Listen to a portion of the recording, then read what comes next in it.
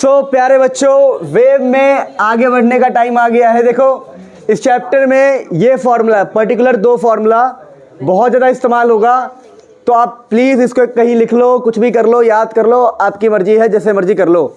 ये फॉर्मूला इस्तेमाल होगा। वैसे याद करने का तरीका बहुत सिंपल है। प्लस हो, देखो साइन और कॉस तो दोनों में ही, ठीक है ना।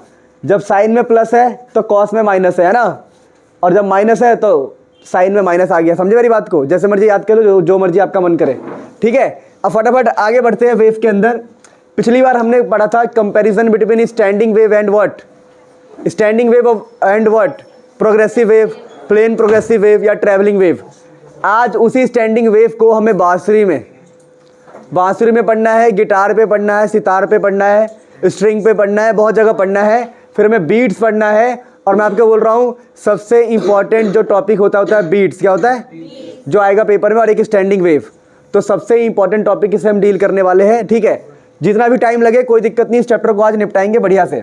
अच्छा, मैं कुछ बातें आपको याद करवा दूँ। हमने पढ़ा था रिफ्लेक्शन वाला फिनोमेना, याद है कि जब वेव जाता है तो लौट के आता है। अगर एक बाउंड्री ऐसा है रिजिड, कैसा बाउंड्री है? रिजिड क्लोज बाउंड्री है, तो होगा क्या वहाँ पर कि वेव जाएगा, पलटी भी खाएगा, मतलब पाई का डिफरेंस आएगा और माइनस साइन भी लग जाएगा, है ना। यानी वो थोड़ा बहुत आपको याद करवा दूँ मैं, ये इस्तेमाल करेंगे हम। तो y इजिकल टू अगर a sine omega T minus K x गया, ठीक है, किसी बाउंड्री पे जो रिजिड है, कैसा है, तो ऐसे गया, ये वाला वेव ऐसे गया, तो लौटेगा कैसे? पलटी खा के, फेस चेंज लेके ऐसे लौटता है, पता है ना। जब लौटता है तो इक्वेशन हो जाती है इसकी a sine omega T plus का के एक्स, और यहाँ पर माइनस। लेकिन अगर यहाँ पर फ्री बाउंड्री है, कैसा बाउंड्री है? फ्री बाउंड्री, तो वैसा ही लौटता है बिना पलटी खाए, ठीक है। सिर्फ डायरेक्शन चेंज होती है। जैसे ऐसे कोई वेव गया तो कैसे लौटेगा वो, बताओ? ऐसे लौट जाएगा, फेस चेंज नहीं, ऐसे लौट जाएगा, है ना। और फर्क क्या होगा इसके अंदर? अच्छा, मैंने सिखाया था आपको ऐसा कुछ कि अगर कोई वेव ऐसा गया, इस तरफ गया यूँ, तो बस लौटेगा भी ऐसे ही, कुछ भी चेंज नहीं होने वाला, सिर्फ डायरेक्शन चेंज होने वाला है। तो अगर ये वाला इक्वेशन हमारा हो गया a sine omega T minus K x, तो लौटते वक्त क्या हो जाएगा इसका? a sine omega T plus का के एक्स। क्या इतनी बात समझ में आती है? कोई दिक्कत तो नहीं है? तो चलो आज इन्हीं फिनोमिना का इस्तेमाल करते हैं। फ्री बाउंड्री क्या है ये? जैसे मैंने बोला कि एक बांसुरी है, तो बांसुरी ऐसा होता है, तो बांसुरी कैसा है? फ्री बाउंड्री है ना। तो अगर मान लो इसमें कोई वेव जाता है, कोई भी वेव इसके अंदर जाता है मान लो, तो वो वेव ऐसे जाएगा तो ऐसे ही लौट आएगा। देखो, क्योंकि जिस हिसाब से गया उस हिसाब से लौट के आएगा। लेकिन अगर मैं बोलूँ कोई स्ट्रिंग है, अब स्ट्रिंग में क्या होगा? स्ट्रिंग में यहाँ पर क्लोज होता है, एंड बांधा होता है ना हमने इसको गिटार से या किसी चीज़ से। तो अगर वेव अगर ऐसे गया, ठीक है ना, ऐसे गया मान लो ऐसे, तो पलटी खाएगा पहले यूँ और फिर ऐसे आएगा, बिल्कुल बंधा हुआ आएगा। समझे? फर्क समझ पा रहे हो? अगर आपका कैसा रिजिड बाउंड्री है तो वेव ऐसा बनेगा, फ्री बाउंड्री हो तो मुंह खुला हुआ रहेगा। कैसा रहेगा? तो ये बात याद कर लो, मुंह कब खुला रहेगा? जब फ्री बाउंड्री हो। कैसा बाउंड्री हो? फ्री या डेंसर नहीं, फ्री और रेयरर। यहाँ होता है डेंसर बाउंड्री, भारी बाउंड्री, रिजिड बाउंड्री। बात समझ में आ रहा है? ऐसा हम फ्यूचर में देखेंगे बहुत डिटेल में, तो हम वही स्टार्ट करने जा रहे हैं, ठीक है। So we are going to start the standing wave. अब स्टैंडिंग वेव किसके ऊपर? पहले हम लॉजिकली चीज़ों को समझते हैं, फिर डेरिवेशन भी करेंगे, ठीक है। चलो लॉजिकली समझते हैं। सबसे पहले हम पढ़ रहे हैं standing wave on a guitar, wave on a string. आप देखो, समझना इस चीज़ को, ठीक है। Standing wave on a string, मेरी बात को समझना बड़ा इंपॉर्टेंट है ये। अब अगर मैं कोई स्ट्रिंग ऐसा बनाता हूँ, देखो इस चैप्टर को सबसे मुश्किल क्यों बोलते हैं? क्योंकि ये समझ में नहीं आती, पर मैं ट्राई करूँगा, कोशिश करूँगा जितना आप कम समय में जितना बेहतर समझा सकूँ, ठीक है ना। ऐसा वेव पे अक्सर हम 15 लेक्चर दिया करते थे। अब देख लो तुम्हें कितने लेक्चर दिए, 3 हुआ इससे पहले, और ये चौथा लेक्चर है। ऑसिलेशन पे 11 लेक्चर दिया करता हूँ मैं। कितने लेक्चर दिए तुम्हें? ठीक है ना। तो ये सब मेरी कोई गलती नहीं है, समय का अभाव है, तुम लोगों को टाइम कम मिला है। लेकिन 12th में ऐसा नहीं होगा। 12th में तुम्हें एक पूरा टाइम मिलेगा, एक प्रॉपर तरीके से हर एक न्यूमेरिकल सॉल्व करने योग्य रहोगे, हर एक चीज़ करने योग्य रहोगे, ठीक है। 11th में थोड़ा टाइम कम मिलता है, तो मिलता नहीं है, आपको मिला है। वरना मैंने इस कोर्स को हमेशा 15 लेक्चर में डिज़ाइन किया होता है, वेव को, ऑसिलेशन को 11 लेक्चर में, ठीक है। और थर्मल फिजिक्स को 31 लेक्चर में, तीन चैप्टर थर्मल फिजिक्स में, तीनों चैप्टर आते हैं, ठीक है ना। तो ये सब पहले से प्री डिज़ाइंड कोर्स है। ऐसा नहीं है कि मैं रैंडम आके यहाँ बोल के जा रहा हूँ, ऐसा कुछ नहीं है। वो मन में पहले से डिज़ाइन रहता है। फिर भी मैंने इसको कितना मतलब निचोड़ के तुम्हें बता रहा हूँ कि बस जल्दी जल्दी तुम्हें समझ में आ जाए, तुम्हारा पेपर हो जाए। ठीक है, तो चलो standing wave on a string की बात करते हैं। तो standing wave on a string कैसे किया जाएगा? देखो स्ट्रिंग का मतलब क्या है कि दोनों एंड ऐसे क्लोज रहेगा। क्या रहेगा? क्लोज। तो अगर कोई वेव ऐसे गया, अगर कोई वेव ऐसे जा रहा है तो लौटेगा कैसे बताओ? अगर ऐसे गया, हम वैसे भेजते ऐसे वाला है ना, ये वाला हमने भेजा तो लौटेगा कैसे? ऐसे लौट सकता है, ऐसे लौट सकता है ना। तो हम सेम काम करेंगे लेकिन हम सारी पॉसिबिलिटी लेके चलेंगे। क्या लेके चलेंगे? संभावनाएं। मैंने कहा अगर ये मेरा स्ट्रिंग है तो सबसे पहला मोड ऑफ वाइब्रेशन, सबसे फर्स्ट मोड ऑफ वाइब्रेशन या बेसिक मोड ऑफ वाइब्रेशन कैसा कर सकता हूं मैं? तो मैं स्ट्रिंग को नीचे से उठा के ऐसे कर दूं तो ऐसे वाइब्रेट करेगा। ये देखो ऐसे, अगर तुमने ऐसा वेव पैदा किया तो ऐसे ऐसे वाइब्रेट करेगा ना ये। तो इसको बोलते हैं फर्स्ट मोड ऑफ वाइब्रेशन। क्या बोलते हैं? फर्स्ट। कि भाई आप ज़्यादा से ज़्यादा क्या कर सकते हो? एक स्ट्रिंग को ऐसी, तो जैसे मैंने एक रस्सी बांधी, उस रस्सी को बीच से पुल कर दे तू, तो ऐसी तो वाइब्रेट होगा, वो ऐसी होगा ना। बात समझ पा रहे हो? तो इसको बोलते हैं फर्स्ट या फंडामेंटल, सबसे बेसिक आप क्या करवा सकते हो, ये तो करवा सकते हो। तो फर्स्ट मोड ऑफ वाइब्रेशन। अच्छा, हमें करना क्या होता है? बार बार हमें बार बार इसकी फ्रीक्वेंसी निकालनी होती है। क्या निकालनी होती है? अच्छा, फ्रीक्वेंसी कैसे निकालेंगे? तो आपने बचपन में कहानी सुनी होगी, speed is equal to frequency into wavelength. ये दादी नानी सुनाती थी, ये कहानी याद है तुम्हें, जो मैंने कुछ दिन पहले बताया था। तो स्पीड क्या होता है? Frequency into wavelength. तो अगर तुम्हें कभी भी फ्रीक्वेंसी निकालना होगा तो तुम्हें कुछ नहीं करना, स्पीड जो होता है स्पीड, उस स्पीड को हम क्या करेंगे? उसको वेवलेंथ से डिवाइड कर दिया करेंगे। अब बोलोगे सर स्पीड तो मुझे पता ही नहीं है। बेटा ध्यान दे इधर, स्पीड क्या होता है स्ट्रिंग के ऊपर? स्ट्रिंग के ऊपर स्पीड क्या होता है पता है? √T/m/L। याद है तुम्हें? स्ट्रिंग पे आपने स्ट्रिंग के ऊपर स्पीड का फॉर्मूला पढ़ा है। स्पीड का फॉर्मूला देखो, स्पीड आपने पता क्या पढ़ा है? √T/मास पर यूनिट लेंथ। याद है तुम्हें? √T/मास पर यूनिट लेंथ। स्मॉल m लिख रहा हूं मैं इसको, इसका रियल मतलब क्या है? मास पर यूनिट लेंथ। स्मॉल m क्या रिप्रेजेंट करता है? मास पर यूनिट लेंथ। मैं उम्मीद करता हूं ये बात सबको आती होगी। मास पर यूनिट लेंथ को हम क्या बोल रहे हैं? Small m। अच्छा सुनो, अब यहाँ पर हमें करना क्या है? यहाँ पर एक लैम्डा डाल देंगे बस। तो स्पीड को लैम्डा से डिवाइड किया, स्पीड है ना, लैम्डा से डिवाइड किया तो ये फ्रीक्वेंसी का फॉर्मूला आ गया। क्या बात समझ पा रहे हो? तो this is the formula for frequency, यानी बार बार आपको वेवलेंथ को पुट करना है, ठीक है, तो आपको आंसर मिलता रहेगा। बात समझ पा रहे हो? अब मेरी बात को समझना, बहुत बेसिक बात बता रहा हूँ मैं आपको। पहला समझना, अब मैं यहीं पर सारा कहानी कर रहा हूँ। देखो ये हमारा है ना, कैसा मेथड है? ये क्लासिकल मेथड है, ये डेरिवेशन नहीं है। क्लासिकल मेथड क्या है कि मैंने बोला देखो भाई, अगर मैं बोलूँ इसको फर्स्ट मोड ऑफ वाइब्रेशन, क्या बोलूँ? फर्स्ट मोड ऑफ वाइब्रेशन, कि सबसे पहले आप कैसा वाइब्रेट करवा सकते हो? सबसे basic first mode of vibration बोलो इसको, या इसी को बोल सकते हो फंडामेंटल। फंडामेंटल का मतलब क्या होता है? बेसिक ना, basic mode of vibration, fundamental mode of vibration, fundamental mode of vibration, ठीक है ना, मोड ऑफ वाइब्रेशन। या इसको हम फर्स्ट हार्मोनिक भी बोल सकते हैं। क्या बोल सकते हैं एक तरह से? First harmonic. फर्स्ट हार्मोनिक मैंने बोल दिया। मैंने आपको 3 नाम बताया, इन तीनों का एक ही मतलब होगा, फर्स्ट मोड, फंडामेंटल मोड या फर्स्ट हार्मोनिक। अब यहाँ पर हमें इसकी फ्रीक्वेंसी निकालनी है, इस क्वेश्चन की फ्रीक्वेंसी निकालनी है, तो मुझे सिर्फ वेवलेंथ चाहिए। मुझे इसके अंदर टेंशन तो पता ही, स्ट्रिंग के अंदर टेंशन कितना होगा, मास पर यूनिट लेंथ भी पता ही होगा, क्वेश्चन में गिवन होगा, मुझे वेवलेंथ नहीं पता। तो वेवलेंथ कैसे निकाल सकते हैं? अगर आप ठीक से देखो तो आपको मैं छोटी सी स्टोरी याद करवाता हूँ पीछे। थोड़ा सा स्टोरी क्या है समझना। स्टोरी ये है कि अगर मैं बोलूँ ये मेरा एक पूरा वेव है, देखो मैं समझा रहा हूँ, दोबारा समझना कि ये बुद्धिमानों का खेल है। जो बुद्धिमान व्यक्ति है वही इस चैप्टर को कर सकता है और नहीं कर सकता। जिसमें हल्के सा ही बुद्धि है उस चैप्टर को समझेगा, वरना फिर रटेगा या बर्बाद हो जाएगा या उसको हार्ड लगेगी। अगर आप हल्के से ही बुद्धिमान हो तो आप ध्यान से समझोगे कि चल क्या रहा है। मैं कहता हूँ कि इस पूरे को 1 लैम्डा बोलते हैं, याद है तुम्हें? इस पूरे को 1 लैम्डा बोलते हैं। तो अगर मैं आपसे बोलूँ कि इतने को क्या बोलोगे आप? तो λ/2। अगर मैं इसको काट दूँ तो इसको क्या बोलोगे? इसको λ/4। ध्यान रखना, यानी जब भी आपको ऐसा कुछ बनता दिखाई दे, ऐसा, ठीक है, या ऐसा, बात समझ पा रहे? ये λ/4 होता है, याद कर लो। और जब भी आपको पूरा ऐसा क्लोज बनता दिखाई दे, एक लूप, तो ये λ/2 होता है। क्या होता है? और 2 लूप दिखाई दे तो पूरा लैम्डा होता है। क्या होता है? तो ये हमने याद कर लिया। अगर मैं आपसे बोलूँ कि भाई मेरे को ना वेवलेंथ नहीं पता, मेरे को वेवलेंथ, तो हम बेवकूफ़ है, हमें वेवलेंथ पता है। देखो कैसे समझना, अगर मैं बोलूँ कि ये स्ट्रिंग का लेंथ है L, स्ट्रिंग का लेंथ है L, अब मुझे बताओ ये पूरा वेव कितना कहलाएगा? λ/2। तो L किसके बराबर हो गया? λ/2। तो वेवलेंथ किसके बराबर हो गया? 2L। वेवलेंथ 2L के बराबर हो गया, यानी क्वेश्चन सॉल्व हो गया। तो फ्रीक्वेंसी कितनी आ गई देखो। अगर मैं इसको और थोड़ा छोटा करके आपको समझाऊं तो फ्रीक्वेंसी किसके बराबर आ गई आप समझना। तो फ्रीक्वेंसी आ गई है √T/m, और वेवलेंथ किसके बराबर है बताओ? 2L के बराबर। तो ये कहलाता है फंडामेंटल मोड ऑफ वाइब्रेशन। यानी इसमें वैल्यू पुट करेंगे तो फ्रीक्वेंसी मिलेगी। मतलब एक स्ट्रिंग लिया, उसको ऐसे वाइब्रेट करवाया मैंने, बेसिक, बिल्कुल बेसिक वाइब्रेशन कराया तो तुम फ्रीक्वेंसी निकाल सकते हो। अगर फ्रीक्वेंसी 4 आई तो क्या समझोगे कि 1 सेकंड में वो 4 बार ऐसे ऊपर नीचे हो रहा है। फ्रीक्वेंसी 12 आई तो क्या समझोगे तुम, 1 सेकंड में 12 बार। समझ पा रहे मेरी बात को? तो फंडामेंटल मोड या फिर बेसिक मोड या फर्स्ट हार्मोनिक की फ्रीक्वेंसी हमने निकाल ली।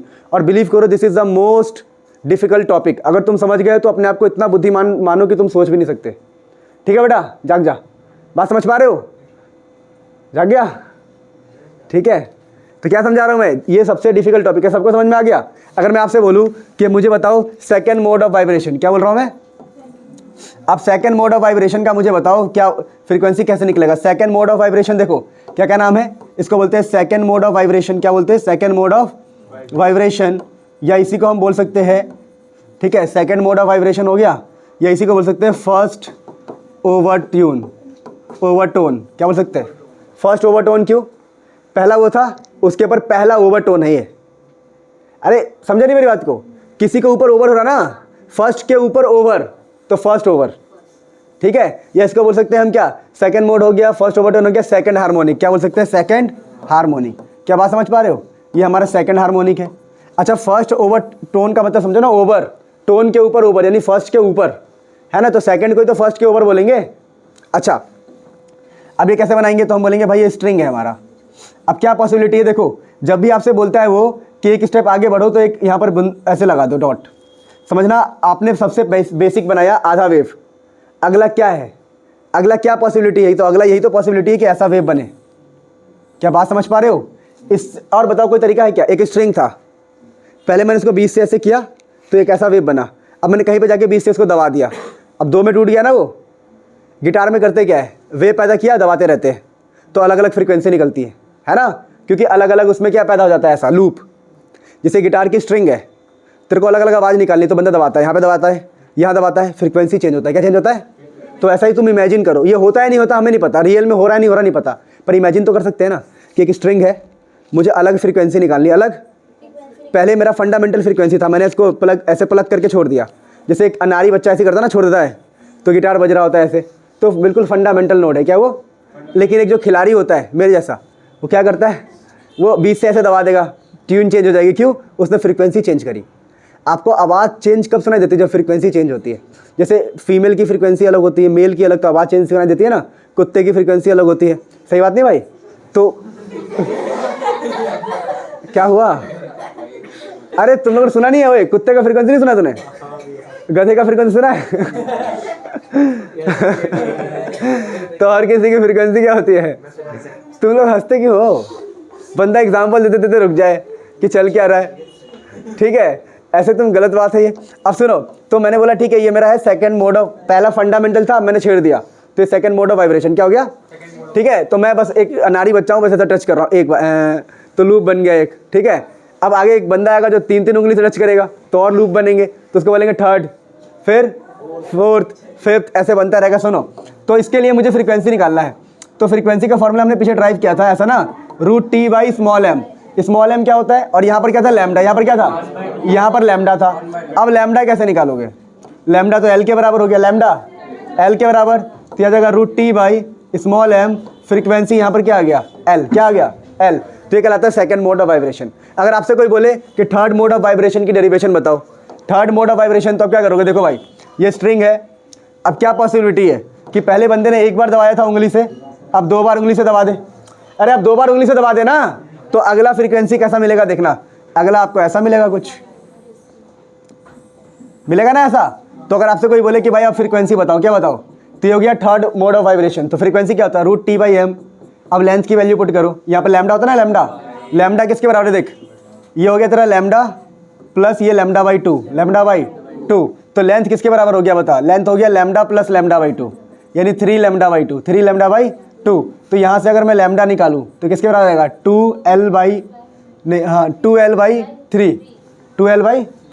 तो देख फ्रीक्वेंसी का फॉर्मूला क्या ड्राइव कर लिया मैंने क्या ड्राइव कर लिया? T/स्मॉल m, ये होता है मास पर यूनिट लेंथ, और लैम्डा की जगह पर क्या लिख सकता हूँ बता? 2L/3। तो 2L ऊपर चला गया 3।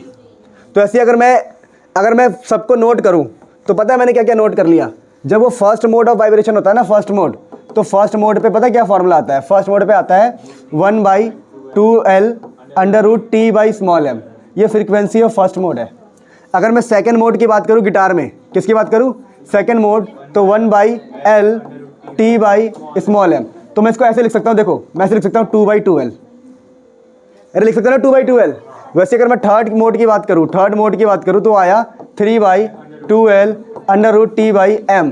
तो इससे आपको क्या समझ में आता है, इससे आपको क्या लॉजिकली समझ में आता है कि फ्रीक्वेंसी एक पैटर्न फॉलो कर रहा है, 1/2L 2/2L 3/2L 4/2L 5/2L 6/2L। तो आपको क्या पता लग रहा है, इससे ये पता लग रहा है कि अगर आपको हर तरह की फ्रीक्वेंसी मिल रही है, अगर फ्रीक्वेंसी का रेशियो निकालते हो ना, फ्रीक्वेंसी का रेशियो निकालोगे तो आपको मिलेगा 1:1:1, क्योंकि सब वैसे नहीं मिलेगा, 1:2:3:4, एक भी मिस नहीं है। देखो 1 का, समझे ना मेरी बात को, अरे कट जाएगा सब कुछ, ये ऊपर का 1 बचेगा, फिर 2 बचेगा, 3 बचेगा, रेशियो लोगे तो सारे कट जाएंगे, ठीक है ना। तो आपसे क्वेश्चन यही आता है कि what is ratio of frequency when standing wave form on a string. तो बोलेंगे भाई रेशियो ऐसा चलेगा 1 2 3 4। बोलेगा कि गिटार की आवाज़ सुरीली क्यों है, कि गिटार में हमें सारी फ्रीक्वेंसी मिल रहा है। देखो हर फर्स्ट मोड ऑफ वाइब्रेशन मिल रहा है, थर्ड भी मिल रहा है ना, सेकंड भी मिल रहा है, थर्ड भी मिल रहा है, हर सारी फ्रीक्वेंसी रेंज ऑलमोस्ट आ रही है, तो सुरीली आवाज़ निकलती है। सारी फ्रीक्वेंसी क्रिएट कर रहे हो आपको और आवाज़ की वेरिएशन चाहिए और फ्रीक्वेंसी चेंज करो, तो बंदा बहुत सारे मोड क्रिएट कर लेता है। इवन 6 के 6 स्ट्रिंग को दबा देता है, 6 के 6 वाइब्रेट करते हैं, 6 की 6 जगह क्लिक करता है, अलग हर से अलग अलग फ्रीक्वेंसी निकल रही होती है, ठीक है। मोटे वाले तार से मोटी आवाज़ आ रही होती है, क्यों, मोटी आवाज़ मतलब फ्रीक्वेंसी कम की ज़्यादा, फ्रीक्वेंसी कम। देखो ना, मास ज़्यादा फ्रीक्वेंसी कम, मास ज़्यादा फ्रीक्वेंसी। तो गिटार में अलग अलग आवाज़ इसलिए सुनाई देता है, एक तो मास पे डिपेंड करता है, और दूसरा मोड हम कैसे पैदा कर रहे हैं, फर्स्ट मोड है, सेकंड मोड है, थर्ड मोड है, कैसे पैदा कर रहे हैं, इस हिसाब से गिटार काम करता है। बात समझ में आ रहा है, कोई दिक्कत तो नहीं है। गिटार एक ही फिनोमेना पे काम कर रहा है, इस फॉर्मूले पे, फ्रीक्वेंसी वाले फॉर्मूले पे। क्या बात समझ में आती है? अच्छा, तो ये गिटार वाला खेल खत्म हो गया, इसे आप नोट कर लो। मैं चाहता हूँ कि आप नोट करते हुए आगे बढ़े, फिर इसको हम डेरिवेशन भी करेंगे इसका, ठीक है।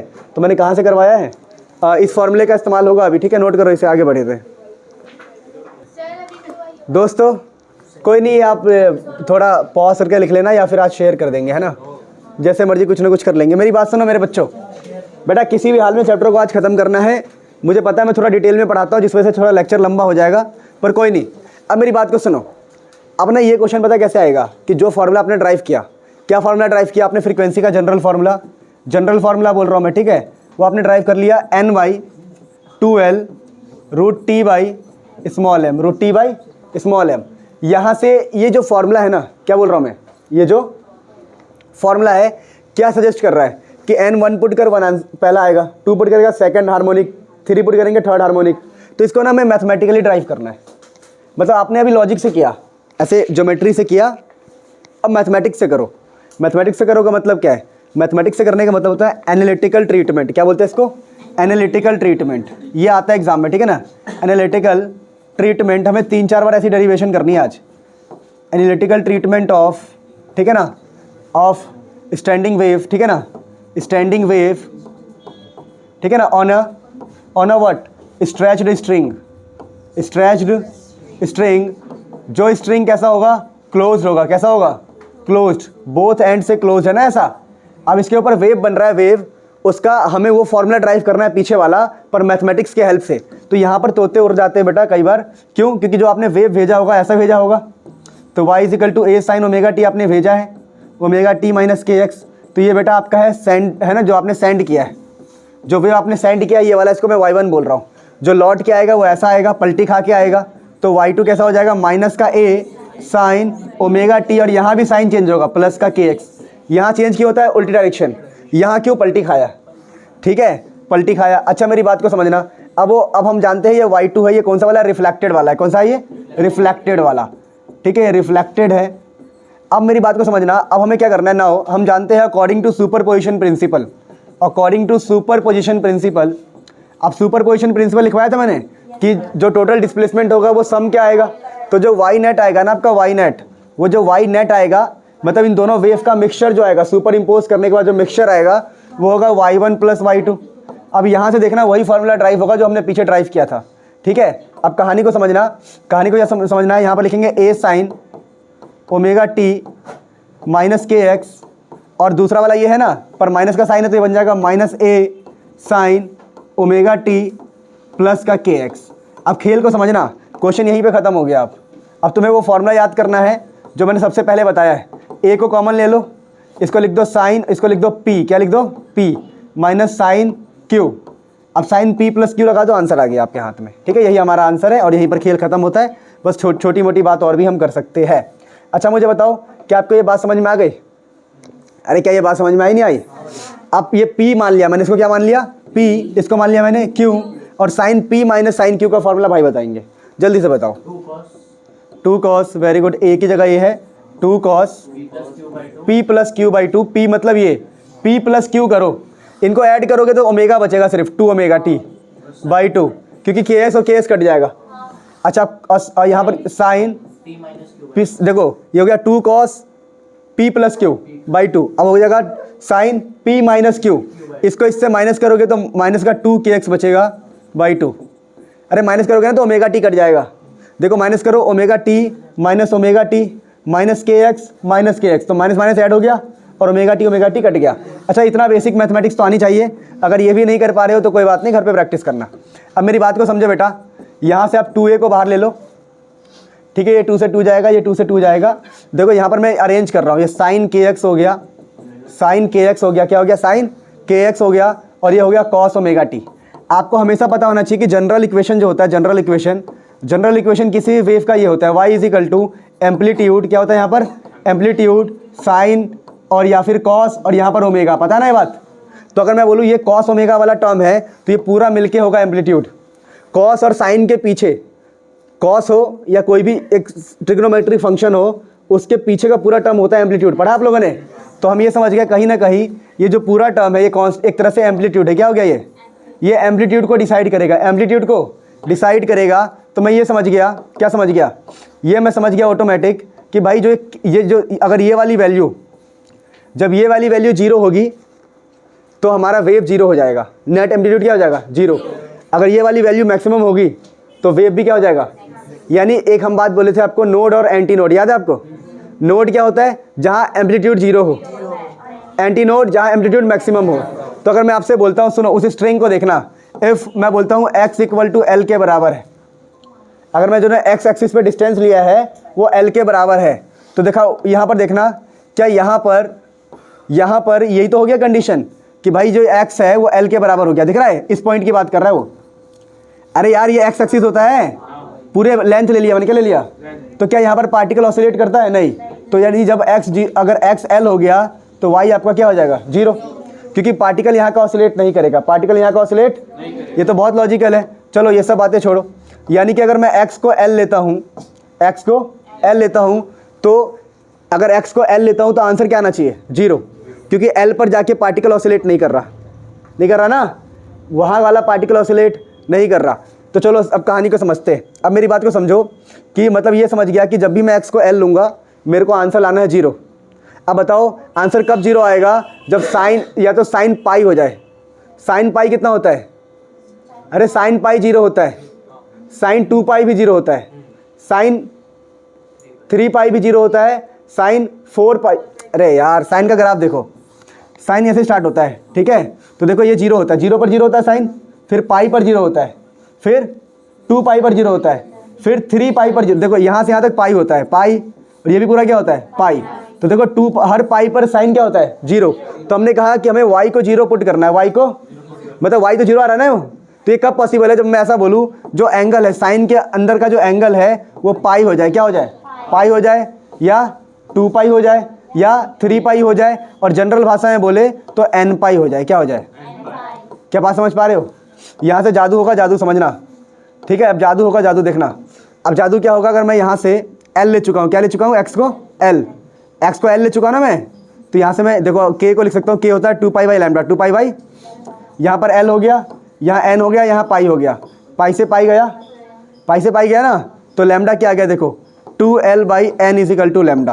अब मुझे लैम्डा तो चाहिए होता है फ्रीक्वेंसी निकालने के लिए, 2l बाई n आ गया ना लैम्डा। ध्यान से देखो, अरे 2l n को इधर भेजा, लैम्डा को इधर भेजा, तो ये हो गया हमारे पास वेवलेंथ। क्या आ गया?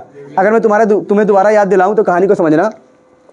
अगर x को l ले लोगे ना, आपने डिस्टेंस को l कर दिया, तो मुझे बताओ वहाँ का क्या पार्टिकल उड़ पाता है? वहाँ का पार्टिकल ऑसिलेट कर पाता है? अरे तो बंधा हुआ पार्टिकल है, तो वो पार्टिकल नहीं ऑसिलेट कर सकता, मतलब उस जगह पर डिस्प्लेसमेंट क्या होगा, 0। अब बताओ मुझे y की वैल्यू 0 कब आएगी। अब लॉजिकली सोचो, जब ये वाली वैल्यू 0 हो जाए। और साइन कब 0 होता है, पाई पर, 2 पाई पर। तो मैंने लिख दिया n पाई। n पाई का मतलब क्या क्या, 1 पाई, 2 पाई, 3 पाई, 4 पाई। तो मैंने बोला कि भाई अगर अंदर का एंगल जो kx है वो n पाई हो जाए तो हमें कंडीशन ये वाली सेटिस्फाई हो जाएगी, x इक्वल टू l। तो मैंने कहा ठीक है, यहाँ से मुझे कुछ मिला जो कि है लैम्डा। क्या है लैम्डा? अगर आप बोलो कि सर फ्रीक्वेंसी का फॉर्मूला बताओ, क्या बताओ, तो मैं बोल सकता हूँ भाई जो फ्रीक्वेंसी होता है वो होता है स्पीड बाई वेवलेंथ। क्या होता है, स्पीड ये होता है और वेवलेंथ से डिवाइड करना होता है। और वेवलेंथ कितना आया, 2l/n। तो ये 2l हो गया, नीचे जो n आएगा वो ऊपर चला जाएगा अगले स्टेप में। तो फ्रीक्वेंसी का फॉर्मूला क्या आ गया, बात समझना। फ्रीक्वेंसी आ गया आपका √T/m n/2l। क्या यही फॉर्मूला तुमने मन से ड्राइव किया था? क्या यही फॉर्मूला तुमने मन से ड्राइव किया था अभी?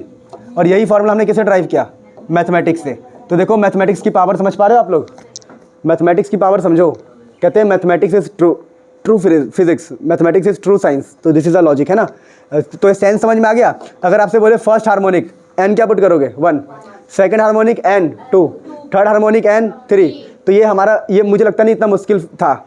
y1 + y2 किया, एक ट्रिग्नोमेट्री का फॉर्मूला लगाया, वहाँ से जो kx मिला उसमें l पुट कर दिया और बोला हमने कि ये 0 कब कब होगा, n पाई लिखा और डेरिवेशन हो गया। 3 मार्क्स का डेरिवेशन तुम्हारी जेब में, तुम्हारे हाथ में, बड़ा इंपॉर्टेंट है, ध्यान रखना, ठीक है। और भी मैं डेरिवेशन कराऊंगा लास्ट में।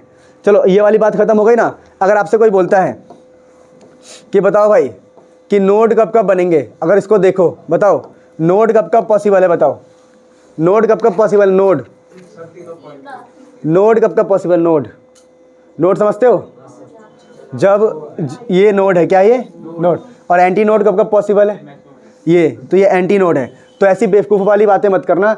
अगर वो बोलता है कि what is the position of node, तो बता देना कि भाई नोड यहाँ बनता है, एंटी नोड यहाँ बनता है, नोड यहाँ बनता है, एंटी नोड यहाँ बनता है। तो ये सारी बातें कर सकते हैं ना हम। चलो मैं एक डायग्राम से तुम्हें प्रैक्टिस करवाता हूँ कि नोड और एंटी नोड कैसे निकालते हैं। देखो मैंने कहा कि मेरे पास एक डायग्राम है, चलो अगले पे ले रहा हूँ मैं। मैंने कहा मेरे पास एक डायग्राम है, डायग्राम देखना ध्यान से। इस डायग्राम में बताना है, ठीक है, ध्यान दो। इस डायग्राम में बताओ पोजीशन ऑफ नोड। तो हम बोलेंगे मान लो यहाँ से यहाँ तक ये पूरा लैम्डा है, क्या ये लैम्डा। तो कितने पर नोड आया, तो नोड्स कहाँ पर आए हैं देखो। और यहाँ से यहाँ तक के डिस्टेंस को हम लेंथ भी बोलते हैं, लेंथ ऑफ स्ट्रिंग, है ना। तो नोड्स कहाँ पर है बताओ, नोड्स है आपका कहाँ पर, यहाँ पर। ये इसको क्या बोलते हैं, λ/2, λ/2 बोल दो, या फिर इसको बोल दो l/2। और कहाँ पर नोड्स है, l पे, l पर है, या इसको बोल दो लैम्डा, क्या बोल दो लैम्डा। अगर आपसे कोई बोले एंटी नोड बताओ, क्या बताओ, एंटी नोड का मतलब होता है ऊंचाई। तो यहाँ पर है λ/4 पे। एंटी नोड्स कहाँ पर है, एंटी नोड्स है λ/4। और अगली बार कहाँ पर आएगा बताओ, λ/4, λ/4, λ/4, यानी 3 λ/4 पे। नहीं समझे मेरी बात को? देख एक λ/4 पर है, फिर λ छोड़ के, λ/4 छोड़ के फिर लैम्डा यहाँ पर है ना। समझा नहीं मेरी बात को? 3 λ/4 पे। अगर l के टर्म में बोला जाए तो l/4 पर और 3l/4 पर। तो ऐसे अगर क्वेश्चन आ जाएगी आइडेंटिफाई करो नोड और एंटी नोड कहाँ है, तो कर लोगे। तो आप, मैं चाहता हूँ कि आप इसको थोड़ा सा नोट करो, थोड़ा सा समझो, फिर हम आगे बढ़ेंगे। कोई बात नहीं, हम स्लो रहेंगे, स्लो रहना भी इंपॉर्टेंट है ताकि आप सीखो थोड़ा सा। ये वाला थोड़ा इंपॉर्टेंट टॉपिक हो जाता है, ठीक है, एग्जाम में आ सकता है, इसमें कोई प्रॉब्लम नहीं है। पर मुझे लगता है इतना हार्ड नहीं था कि तुम्हें समझना आए, ये बड़ा लॉजिकल था, इतनी कोई प्रॉब्लम वाली बात नहीं है। इसे नोट करो फिर आगे बढ़ेंगे। दोस्तों कुछ प्रैक्टिस करते सुनो।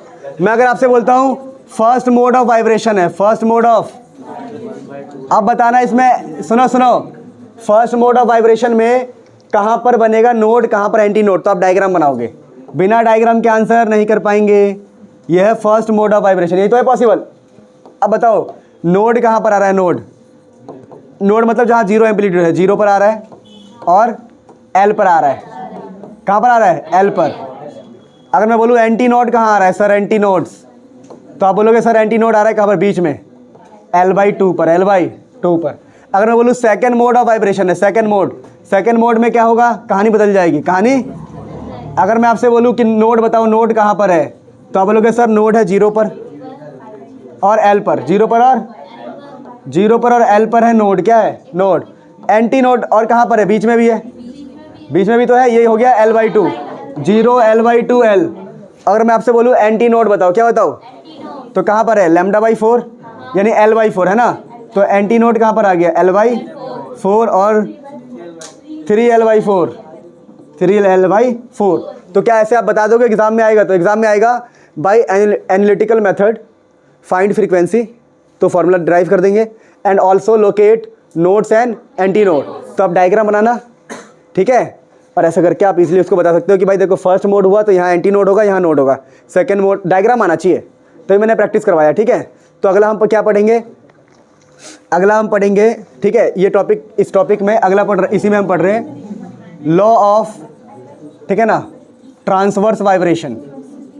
ट्रांसवर्स वाइब्रेशन, अगर मैं बात करूं, मैंने फ्रीक्वेंसी निकाला n/2L, याद है तुम्हें, T/m। तो फर्स्ट लॉ क्या है? Frequency is inversely proportional to length, खत्म बात। सेकंड लॉ क्या है बेटा? Second law, frequency is inversely proportional to mass, root of mass, ठीक है, और frequency is directly proportional to tension. Third है frequency is directly proportional to tension, यानी मास कम करने से फ्रीक्वेंसी बढ़ेगा, टेंशन बढ़ाने से फ्रीक्वेंसी बढ़ेगा। और इसको ऐसा भी लिख सकते हैं डेंसिटी के रूप में। डेंसिटी कैसे? देखो आपको पता है मास क्या होता है, मास, डेंसिटी क्या होता है, मास अपन वॉल्यूम। तो डेंसिटी मास क्या हो गया? डेंसिटी इंटू वॉल्यूम ना। तो यहाँ पर डेंसिटी इंटू वॉल्यूम पुट कर सकते हो आप चाहो तो, है ना, ठीक है। वैसे कन्वर्ट करना पड़ेगा, पर मुझे उम्मीद है कि आप इस बात को समझ गए होंगे, ठीक है। कन्वर्ट करना पड़ेगा, पर समझ गया ना, डेंसिटी में रिलेट करना होगा, कैसे कर लोगे? मास पर यूनिट लेंथ है ना, उसको डेंसिटी में कन्वर्ट करना, वहाँ पुट कर देना, आंसर आ जाएगा। तो जनरली ये हमारा हो गया, ठीक है। तो कुल मिला के ये लॉ आप तीन पॉइंट्स याद रखोगे, काम हो जाएगा इतने में ही, कोई दिक्कत तो नहीं। इसको बोलते हैं laws of transverse vibration. Transverse क्यों? वाइब्रेशन ऐसे हो रहा है स्ट्रिंग के अंदर। क्या बात समझ में आ गया? तो अभी हमने किसके ऊपर पढ़ा? ये किसके ऊपर पढ़ा? स्ट्रिंग। अब पढ़ेंगे हम उसके अंदर, बांसुरी के अंदर, ऑर्गन पाइप। किसके अंदर पढ़ेंगे? हम देखें कृष्ण जी की बांसुरी ज़्यादा सुरीली क्यों है, what is the science behind this, ठीक है ना। और जो नॉर्मल लोग होते हैं उनकी बांसुरी इतनी सुरीली क्यों नहीं होती, या जो असली में जो म्यूजिशियन होते हैं उनकी बांसुरी से सुर बहुत अच्छे आते हैं ना, और जो हम 10 रुपये खरीदते हैं पी पी कर रहे होते हैं उसमें सुर अच्छे क्यों नहीं आते। तो that logic you will see here, है ना। तो फटाफट देखते हैं, फटाफट सुनो। अब हम बांसुरी की बात करें, किसकी बात करें? बांसुरी को इंग्लिश में बोलते हैं ऑर्गन पाइप, ऑर्गन पाइप, ठीक है, पैप हो गया, ऑर्गन पाइप। ऑर्गन पाइप में भी हम दो तरीके से पढ़ेंगे। पहला पढ़ेंगे भाई ऑर्गन पाइप, सुनो, पहला हम ये पढ़ रहे हैं जब ऑर्गन पाइप कैसा है, खुला हुआ है। कैसा है? मतलब ऑर्गन पाइप क्लोज एंड नहीं है, बिल्कुल रेयर, कैसा मीडियम है? Rare medium. यानी अगर वेव मेरा ऐसा गया, ठीक है, अगर मैंने कोई वेव पैदा, चलो फर्स्ट मोड ऑफ वाइब्रेशन सोचो, यहाँ पर ऐसा होना चाहिए। अगर समझना इस चीज़ को, अगर ऐसा है, ये खुला हुआ है, तो यहाँ पर क्लोज तो हो नहीं सकता। क्लोज कब होता है? जब बंदा हो, क्या हो? खुला हुआ है, तो ऐसा रहना है। तो फर्स्ट मोड कैसा बन सकता है? तो फर्स्ट मोड की पॉसिबिलिटी कौन सी है समझना, फर्स्ट मोड की यही पॉसिबिलिटी है कि ऐसा बने, और किसी तरीके से नहीं बन सकता। ये खुला रहे मुंह, इधर भी मुंह क्या रहे? खुला। तो यही एक तरीका है कि बन सके। क्या कोई और तरीका आपको नज़र आता है? क्या वेव बना सको? नहीं। तो समझना इस चीज़ को। तो ये हो गया हमारा फर्स्ट मोड ऑफ वाइब्रेशन। क्या हो गया? अगर फर्स्ट मोड ऑफ वाइब्रेशन में फ्रीक्वेंसी निकालूँ तो देखो फ्रीक्वेंसी होता है स्पीड अपॉन वेवलेंथ, बता दिया मैंने बहुत बार। और स्पीड पता है bulk modulus, gamma times bulk modulus by pressure, याद करो। नहीं, हाँ ठीक है, गामा टाइम्स प्रेशर बाई, है ना, साउंड का ही होता है ना, क्या था साउंड का? Gamma times pressure by density, याद है तुम्हें? गामा प्रेशर बाई डेंसिटी, कोई दिक्कत तो नहीं है। गामा प्रेशर बाई डेंसिटी, ये क्या था याद है तुम्हें? स्पीड ऑफ साउंड वाला, याद है क्या ये? क्या ये गामा जो उसने करेक्ट किया था लैपलेस ने, एडियाबेटिक बोल के, ठीक है। चलो एक बार आप स्पीड का फॉर्मूला कंफर्म कर लेना, मेरे अकॉर्डिंग यही है, ठीक है। अब ध्यान दो, ये हो गया स्पीड, और उसको डिवाइड किससे करना होता है? करना होता है वेवलेंथ से। तो ये फ्रीक्वेंसी का फॉर्मूला है। अब मुझे बताओ वेवलेंथ क्या आएगा फर्स्ट मोड ऑफ वाइब्रेशन में? फर्स्ट मोड ऑफ वाइब्रेशन में वेवलेंथ कितना आएगा? तो ये देख, गिनती कर कितना है, ये देखिए λ/4 है। क्या ये याद कर, ऐसे बताया था मैंने, ये भी λ/4 है, ये भी क्या है λ/4। तो लेंथ हो गया λ/2, λ/4 प्लस λ/2। अरे यार ठीक है ना, तो समझ में आ गया। वैसे देखा जाए तो एक लूप का आधा कटा हुआ है, ये एक ऐसे लूप का कटा हुआ तो है ये पार्ट, λ/2 का कटा हुआ पार्ट है बस, अलग अलग। सब कुछ छोड़ो। फ्रीक्वेंसी आ गया फर्स्ट मोड का, कितना आ गया? ये हो गया लैम्डा कितना आ गया? 2L ना, तो 2L पुट कर दिया यहाँ पर। तो गामा P/ρ, यहाँ पर रो क्या होता है पता ना? डेंसिटी होता है। जो मुझसे पढ़े वही समझ सकते हैं, ये सब बातें मैं पढ़ा चुका हूँ आप लोगों को। अच्छा आगे देखो, अगर बोले सेकंड मोड ऑफ वाइब्रेशन, क्या बोले? सेकंड मोड ऑफ वाइब्रेशन, कैसा वेव आप पैदा कर सकते हो? तो मैंने कहा इसके अंदर कुछ नहीं करना मेरे को, अब यहाँ पर 2 डॉट आ जाएगा बस, यही ट्रिक है बनाने का। तो पहला वेव ऐसा आ जाएगा, ठीक है, फिर यूँ, क्योंकि हमें इन एंड्स को खुला छोड़ना है, क्योंकि बंधा हुआ नहीं है ना, बंधा रहेगा तब ऐसा आएगा बिल्कुल पैक। पैक कब आता है? जब स्ट्रिंग हो, क्या हो, स्ट्रिंग में ऐसे पैक आएगा इस मोड पे, पर हमें खुला छोड़ना है। खुला छोड़ने का यही तरीका है, ट्रिक बता रहा हूँ बनाने का। जोन सा मोड हो उसमें बस डॉट बनाते रहो, डॉट। देखो बीच में मैंने कितने डॉट बनाए, यहाँ पर 2 बना दिया ना, याद कर लो। ऑर्गन पाइप में जब एक डॉट रहेगा बीच में तो first mode of vibration, 2 dot रहेगा तो सेकंड मोड ऑफ वाइब्रेशन। तो यहाँ से फ्रीक्वेंसी निकालो, तो दोबारा होगा गामा, प्रेशर, डेंसिटी 1 क्या, लैम्डा। अब देखो यहाँ पर हो गया, देखो ये हो गया आपका आधा वेव, ये आधा वेव हो गया λ/2। क्या हो गया ये आधा वेव λ/2, और ये आ गया ये और ये मिला के आधा वेव हो जाएगा, तो λ2 + λ/2 पूरा वेव बन गया ना ये। ठीक से देखो पूरा वेव है ये, तो लेंथ हो गया लैम्डा के बराबर, लैम्डा के बराबर। तो यहाँ पर लैम्डा पुट करते हैं ना, लैम्डा, तो ये एल आ गया। क्या आ गया? एल। वैसे अगर मैं तीसरा बनाना चाहूँ, थर्ड मोड ऑफ वाइब्रेशन क्या पॉसिबल है? सोचो थर्ड मोड ऑफ वाइब्रेशन क्या पॉसिबल है? थर्ड मोड ऑफ वाइब्रेशन की बात करूँ तो देखो ये डायग्राम बनाया आपने, वेव 3 डॉट मार दो यहाँ, 1 डॉट 2 डॉट 3 डॉट, तो देखो यही तो पॉसिबल है। बात नहीं समझे? और कोई तरीका नहीं है बेटा ये डायग्राम्स बनाने का। तो बताओ इसमें कितने लैम्डा आ रहे हैं? हमें तो मेन फ्रीक्वेंसी में क्या चाहिए? यहाँ पर चाहिए गामा, यहाँ प्रेशर, नीचे डेंसिटी, यहाँ पर लेंथ की जगह पर क्या चाहिए, मतलब लैम्डा की जगह पर लेंथ चाहिए ना। तो निकालो भाई, देखो एक वेव अंदर दिख रहा है मुझे यहाँ से यहाँ तक, एक वेव और λ/2, लैम्डा प्लस λ/2, 3 λ/2 क्या आ जाएगा? 3 λ/2। यानी यहाँ पर मैं क्या पुट कर दूँ? 3 λ/2। लेंथ किसके बराबर हो गया? 3 λ/2। तो लैम्डा क्या हो जाएगा? 2l/3, 2l/3, जो 3 ऊपर चला जाएगा, जो 3। क्या ये डेरिवेशन कर पाओगे आप? अरे खुद से भी कर पाओगे, 2l/3 है ना लैम्डा, देखो लैम्डा 2l/3, तो ये आंसर आ गया। तो यहाँ से क्या समझ में आता है? अगर मेरे को फर्स्ट सेकंड थर्ड चाहिए तो मुझे कुछ नहीं करना, जनरल फार्मूला क्या बन रहा है? देखो जनरल फार्मूला क्या बन रहा है? देखो जनरल फार्मूला बन रहा है, देखो पहला बना 1/2 लैम्डा, दूसरा हो गया 2/2 लैम्डा, और तीसरा क्या हो गया? 3/2 लैम्डा। तो इसकी भी फ्रीक्वेंसी कितनी आ रही है? देखो गामा, पी, डेंसिटी, और ये हो गया कितना? n/2 lambda, n/। तो अब आपसे बोले कि थर्ड मोड ऑफ वाइब्रेशन है, एंटी नोड कहाँ बनेगा? तो देख लो भाई कितने में बन रहा है एंटी नोड, सॉरी नोड किससे बन रहा है? नोड λ/4 पे। एंटी नोड कहाँ बन रहा है वो भी पता है आपको? ठीक है, बता सकते हो ना, ये एंटी नोड्स की पोजीशंस है, तो बता दोगे ऐसे? तो मुझे उम्मीद है कि आप ये समझ गए होंगे, बड़ा इजी है, डायग्राम का खेल है, और बार बार वेवलेंथ निकाल के लेंथ और वेवलेंथ पर रिलेशन निकालना है, पुट कर देना है वेवलेंथ की वैल्यू, कोई दिक्कत तो नहीं किसी को। इसी का एनालिटिकल मेथड देखेंगे, मैथमेटिकल मेथड। चलो इसे नोट करो, फिर आगे बढ़ते हैं। बेटा आप सुनो, इसी फॉर्मूले को अब हमें मैथमेटिक्स की हेल्प से ड्राइव करना पड़ेगा, जिसको बोलते हैं एनालिटिकल मेथड।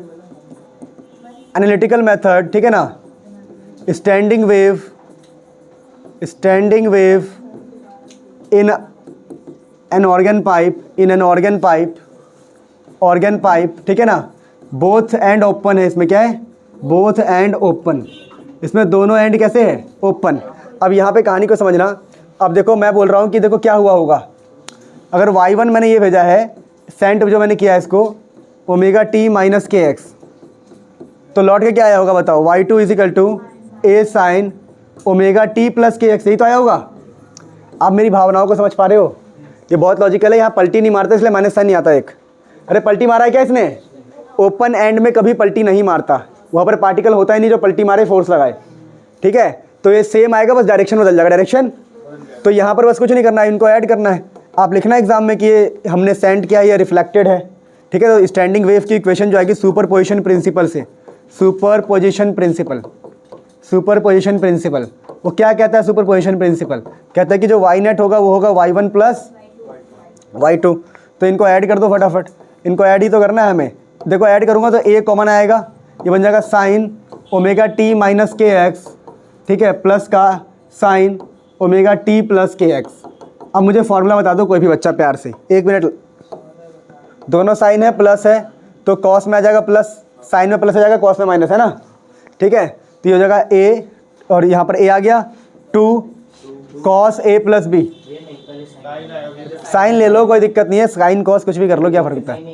2 sin मल्टीप्लाई में गलत नहीं होता, आगे बोल। 2 sin p + q हो जाएगा, तो ऐड करोगे तो kx कट जाएगा 2ωt/2, और यहाँ बचेगा cos ठीक है, p माइनस क्यू, माइनस करोगे तो क्या माइनस 2kx आएगा, माइनस kx/2, यानी इन दोनों को माइनस कर रहा हूँ ना, तो ओमेगा टी कट जाएगा, kx बचेगा। तो देख कॉस के अंदर नेगेटिव खत्म हो जाता है, कॉस के अंदर नेगेटिव खा लिया जाता है, क्या क्या क्या होता है, खा जाता है। तो 2a, ठीक है, कॉस 2a कॉस kx, ठीक है, और sign omega T, sign omega T. अब तुम्हें पता होना चाहिए ओमेगा से पहले वाला पूरा होता है एम्पलीट्यूड, क्या होता है। अब मेरी कहानी को समझना, अब यहाँ से मैंने ये वाई नेट निकाल लिया, क्या निकाल लिया। अब मैं बोलूँ नाउ, अगर मैं इसकी बात करूँ कि जो kl, अगर x इक्वल टू एल हो जाए, x इक्वल टू एल, तो देखो x इक्वल टू एल पे जाओ, डायग्राम में x इक्वल टू एल पर जाओ, क्या मिला है आपको बताओ। एल पर गए तो क्या मिला, नोड की एंटी नोड, मैक्सिमम, क्या मिला। अरे जीरो थोड़ी है यहाँ पे, नहीं है ना जीरो, तो x इक्वल टू एल पर हमें चाहिए मैक्सिमम, क्या चाहिए, मैक्सिमम। तो मैक्सिमम कैसे पॉसिबल है बताओ, ये एंगल जो kl है, kl, अरे यही तो एम्पलीट्यूड है ना, एम्पलीट्यूड। तो kl कितना हो जाए, कॉस के अंदर एंगल कितना हो जाए, जीरो हो जाए, या फिर कितना हो जाए कॉस के अंदर। अरे कब होता है मैक्सिमम, कॉस 0 पर होता है, फिर पाई पर मैक्सिमम होता है, फिर अरे यार कॉस का ग्राफ ये लो, तुम क्या करते हो, कॉस का ग्राफ है, देखो कब कब मैक्सिमम है, 0 पर मैक्सिमम है, फिर कहाँ मैक्सिमम मिल रहा है आपको बताओ, 0 के बाद कहाँ मिल रहा है, देखो ये 90 है, फिर आप जब पाई पर गए, कहाँ गए, पाई, तो पाई पर मैक्सिमम मिला आपको। वैसे जब आगे जाओगे तो ये कितना हो गया पता आपको, तो ये आपको ऐसे मिल रहा है मैक्सिमम, किस पे मिल रहा है, देखो ऐसे मिल रहा है आपको, पहले आपको मिल रहा है ये पाई पर, किस पे मिल रहा है, पाई पर मैक्सिमम मिल रहा है, फिर आपको मिलेगा 2 पाई पर, फिर आपको मिलेगा 3 पाई पर, तो ऐसे आपको मैक्सिमम मिलेगा। तो यहाँ से हम n पाई लिख दे, क्या लिख दे इसको, kl is equal to n पाई। देखो कॉस मैक्सिमम होता है पाई पर, कहाँ पर होता है, क्या बात समझ पा रहे हो, जो ठीक है। अब यहाँ से क्या मिलेगा, देखो यहाँ से हमें निकालना क्या होता है, हमें लैम्डा निकालना होता है ना, 2 पाई बाई k की वैल्यू होती है 2 पाई बाई लैम्डा, पता है, इज इक्वल टू n पाई, तो पाई से पाई गया तो लैम्डा क्या आ गया, 2l/n। अरे सब कुछ सेम रहेगा यार, याद करना कितना आसान है, ये हो गया लैम्डा, क्या हो गया, लैम्डा आ गया 2l/n, 2l/, ध्यान दे बेटा।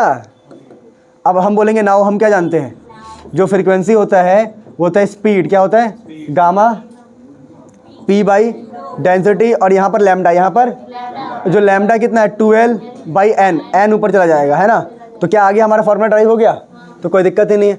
अगर आपसे एंटी नोड और नोड पूछता है, please make diagram and then उसको बताओ कि भाई अगर फर्स्ट मोड है तो फर्स्ट मोड ऑफ वाइब्रेशन है तो यहाँ बनेगा, सेकंड मोड ऑफ वाइब्रेशन है तो यहाँ बनेगा, थर्ड मोड ऑफ वाइब्रेशन है तो यहाँ बनेगा। क्या इस बात को आप बेसिकली समझते हो ईजिली, कोई दिक्कत तो नहीं है। अच्छा अब हम बनाएंगे, क्या ये हो गया, ये खत्म हो गया, कोई दिक्कत नहीं है। क्या पिछले जैसा बिल्कुल सब कुछ सेम था। अब हम पढ़ेंगे इसी चीज़ को, लेकिन कहाँ पढ़ेंगे हम, ठीक है। तो अब हम पढ़ेंगे स्टैंडिंग वेव। देखो इंपॉर्टेंट है, ये बड़ा मुश्किल चैप्टर होता है। Standing wave in closed organ pipe. अगर पीछे आप फ्रीक्वेंसी निकालोगे ना, 1 2 3 सारी आ गई ना, 1 2 3 4 5 6 सारी फ्रीक्वेंसी मिल जाएगी आपको पीछे। लेकिन इस वाले में देखो अब क्या होता है, अगर मैंने ऑर्गन पाइप को क्लोज कर दिया, क्या कर दिया, closed organ pipe, one side से क्लोज है, वन साइड से ओपन है, यानी ऐसा कुछ ऑर्गन पाइप है। देखो ये है ऑर्गन पाइप, ठीक है हमारा। अब समझना जो हम जनरली यूज़ करते हैं, है ना। तो अब मुझे बताओ यहाँ पर क्या होगा। आप अगर वेव बनाओगे, पहला फंडामेंटल वेव कैसा बना सकते हो, फंडामेंटल वेव ऐसा बन सकता है, बस यही तो पॉसिबल है फंडामेंटल। देखो यहाँ तो ओपन ही रहना चाहिए, यहाँ तो क्योंकि इधर बाउंड्री नहीं है ना, तो यहाँ तो ओपन रहेगा, यहाँ पर ऐसे ये बन जाएगा, गांठ सा बन जाएगा। अब समझना इस चीज़ को। मैं अगर आपसे बोलूँ कि भाई दोबारा मुझे फ्रीक्वेंसी निकालना, वही वाला खेल यार, गामा p बाई डेंसिटी, यहाँ पर वेवलेंथ, अरे स्पीड फ्रीक्वेंसी होता क्या है, स्पीड बाई वेवलेंथ ना। अब मुझे बता कि यहाँ से यहाँ तक लेंथ कितना आया, ये जो लेंथ है वो है λ/4 के बराबर, λ/, तो वहाँ पर लैम्डा कितना आ गया, 4l, क्या आ गया। तो फर्स्ट मोड, तो मुझे बताइए फर्स्ट मोड पढ़ रहे हैं ना, फर्स्ट मोड कि पहला क्या पॉसिबल है, पहला यही पॉसिबल है ना। क्या आप समझ पाते हो मैं डायग्राम बनाता किस सेंस में हूँ। मैं देखता हूँ ओपन है कि क्लोज है, क्लोज है तो यहाँ भी डॉट होना चाहिए और यहाँ भी। मान लो मैं बोलता दोनों ही एंड क्लोज है, तो क्या करते हैं, आपके पास मजबूरी क्या थी, आपके पास मजबूरी ये थी कि आपको लूप लेना पड़ता है ऐसे, तब यहाँ चेंज हो जाता है, यहाँ ये हो जाता है λ/2 हो जाता है, क्या जाता। तो बात समझ पा रहे ना। पर मेरे पास बाई चांस ये एक साइड से ओपन है, इसलिए ऐसा डायग्राम बनेगा। लॉजिक से कर लो या याद कर लो, तुम्हारे पास कोई चारा नहीं है। याद करोगे तो करते ही रह जाओगे, कितने डायग्राम याद करोगे, और लॉजिक से करोगे तुरंत बनेगा, है ना। तो देखो ये हो गया आपका जो लैम्डा है वो हो गया 4 × l, क्या हो गया, लैम्डा हो गया 4 × l। तो यहाँ पुट कर दोगे फर्स्ट मोड ऑफ वाइब्रेशन आ जाएगा। क्या आ जाएगा? First mode of vibration. तो फ्रीक्वेंसी ऑफ फर्स्ट मोड कितना आ गया?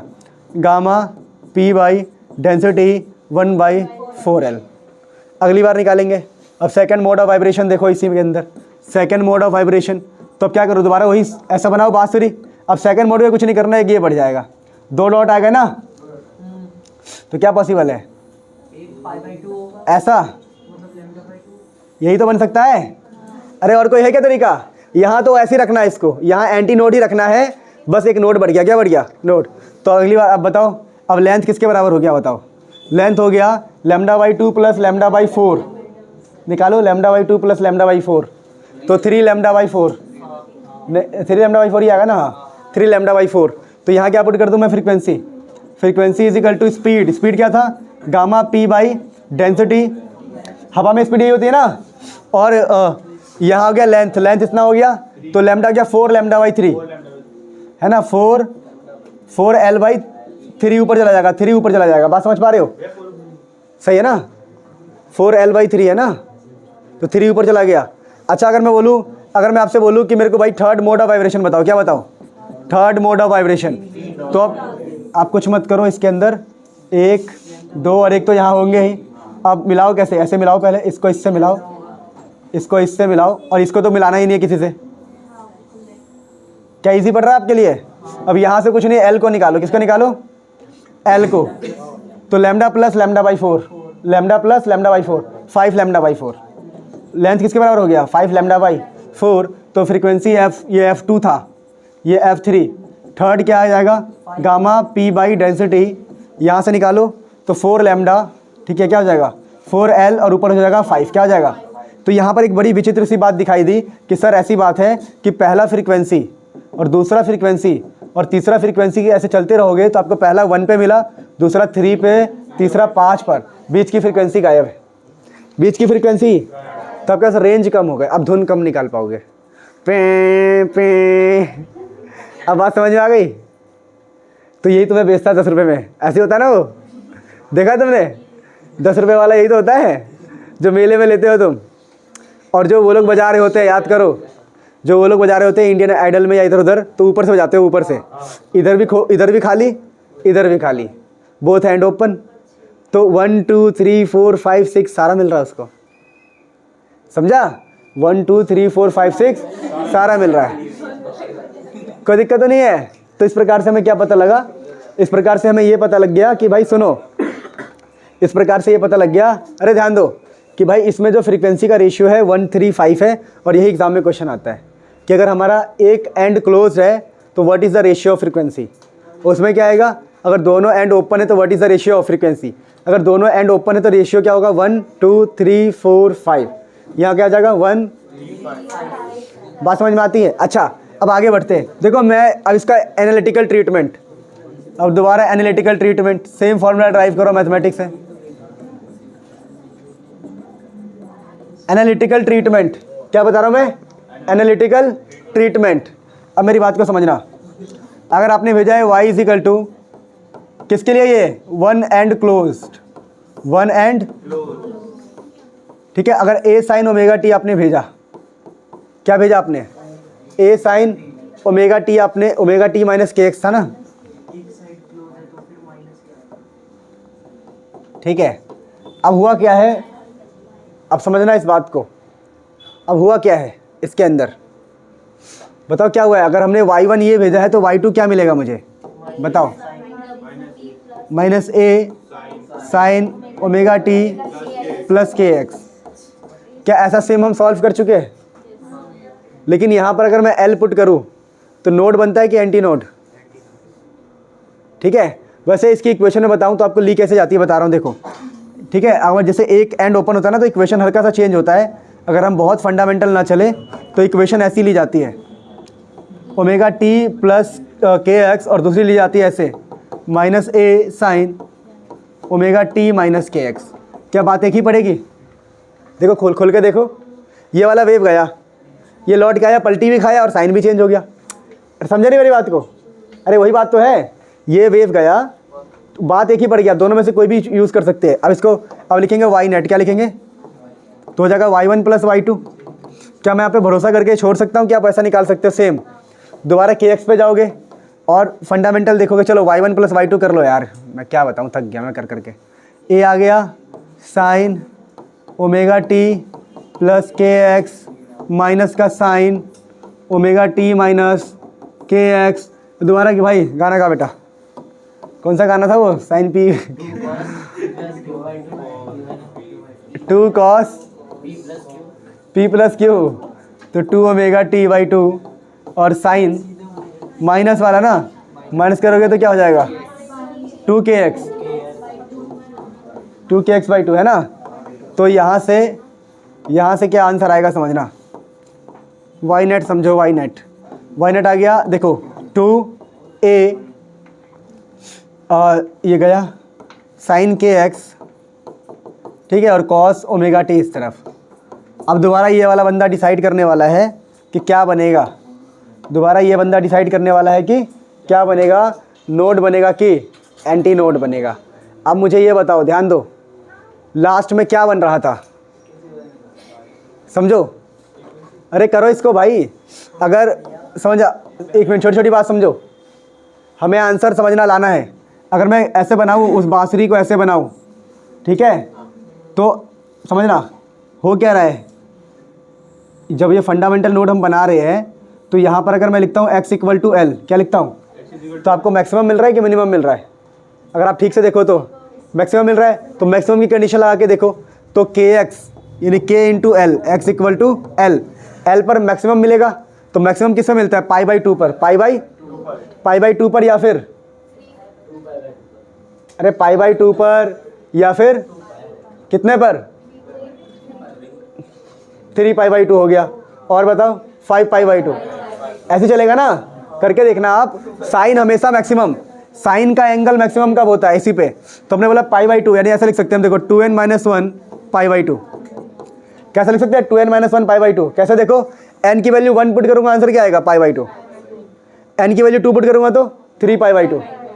4 पुट करूँ तो अपने आप आंसर आता रहेगा, ठीक है ना। तो ऐसी वैल्यूज़ पे आपको मैक्सिमम मिलने वाला है। तो यहाँ से अगर आप सुनो, अगर यहाँ से अगर आप वो निकाल लेते हो, के की वैल्यू पुट कर दो, लैम्डा निकाल लेते हो, ठीक है।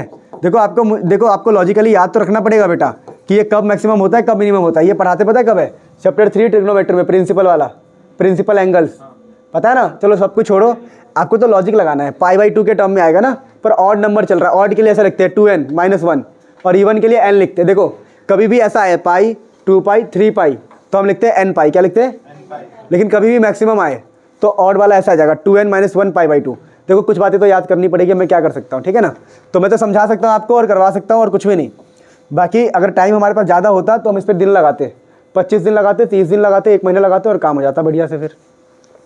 अच्छा, यहाँ से 2 से 2 चला जाएगा, पाई से पाई चला जाएगा, नहीं पाई से पाई गया, और यहाँ से l, ये l हो गया, ये 4 हो गया, और ये हो गया हमारा 2n - 1, ठीक है। और यहाँ पर आ गया ये लैम्डा।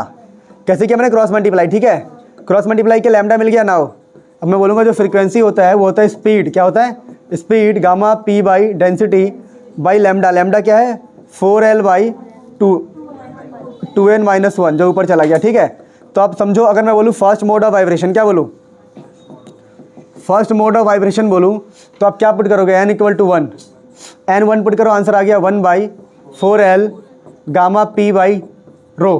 क्या याद करो, यही वो दिन है क्या जो हमने ड्राइव किया था पीछे लॉजिक से, याद है? अगर n = 2, second mode of vibration, second के लिए क्या आ जाएगा बताओ? Gamma p by density, gamma p by density, और यहाँ 3/4l, 3/4l, तो वही आंसर आ रहा है ना। तो आगे ऐसे पुट करते रहोगे, आंसर मिलता रहेगा। तो ये था एनालिटिकल ट्रीटमेंट। क्या था ये? Analytical treatment of organ pipe when one side is open. अब नोड एंटी नोड के लिए क्या करोगे? डायग्राम को बनाओगे और उसको बताओगे, भाई नोड यहाँ पर आता है, एंटी नोड यहाँ पर आता है, ये मैं तुम्हारे ऊपर छोड़ता हूँ। तो इस प्रकार से ये हमारा हो गया। इसमें एक और एनालिटिकल मेथड है जो मैं चाहता हूँ कि अब तुम बोर हो गए हो इससे, ट्रिग्नोमेट्री से, तो एक और मेथड है जो मैं अभी नहीं करवा रहा हूँ, वो मैं 5 मिनट का वीडियो शूट करके दे दूँगा आपको, ठीक है। मैं अब सीधा काम पे बढ़ रहा हूँ। लास्ट टॉपिक जो हमारा इस चैप्टर का है वो है बीट्स। क्या है? और इसके ऊपर क्वेश्चन आता ही आता है। Beats is the most important topic. आप इस चैप्टर से कुछ पढ़ के जाओ ना जाओ, एक वेव की इक्वेशन पढ़ के जाना जो मैंने बताया था, y = कंपैरिजन वाले क्वेश्चन, वो पक्का आएगा। और एक ये बीट्स तो पीछा नहीं छोड़ेगा, ठीक है ना। बीट्स जो है फेवरेट टॉपिक है जेई के लिए, नीट के लिए, सीबीएसई के लिए, हर किसी के लिए। अब इस बीट्स को थोड़ा समझते हैं, ठीक है ना। अच्छा, बीट होता क्या है सर? तो बीट वो चीज़ है जो आप म्यूज़िक में सुनते हो, लाउड साउंड बीच बीच में, बीट लाउड साउंड होती है बीच बीच में, उसे बोलते हैं बीट। सुना ना कि बीट पे अंग्रेजी बीट दे, ऐसे कोई गाना भी है ना एक, तो बीट समझ रहे हो ना, बीट। तो बीट वही वाला बीट है जो तुम समझ रहे हो। अच्छा, तो बीट बनता कैसे है? तो बीट कब बनता है? जब आपने क्या किया, दो साउंड को मिलाया, आपने दो साउंड को मिला दिया। अब हुआ क्या कि एकदम से ना साउंड ने साउंड को कैंसिल कर दिया, तो ब्रेक मिला। क्या मिला? और कुछ साउंड क्या हुए, आपस में जुड़ गए। तो जो साउंड जुड़े एकदम से, साउंड जैसे सुनो, एकदम से कुछ साउंड को हमने मिक्स किया और वो साउंड जुड़ गए, तो एकदम से लाउड आवाज़ आया। और कुछ साउंड ने कैंसिल किया तो रुक गए, फिर आवाज़ आया, रुक गए, फिर आवाज़ आया, रुक गए। तो ये कब पॉसिबल है? जब साउंड जुड़ भी रहा हो और साउंड कैंसिल भी कर रहा हो। तो ये कैसे पॉसिबल है? देखो, ऐसे पॉसिबल है, अगर मैं एक वेव लूँ ऐसा, ठीक है, इसकी कुछ फ्रीक्वेंसी हो सकती है, ठीक है, अभी जो भी इसकी फ्रीक्वेंसी हो, समझना इस बात को। और एक दूसरा वेव मैं ऐसा लूँ, ठीक है, दूसरा वेव मैं ऐसा लूँ,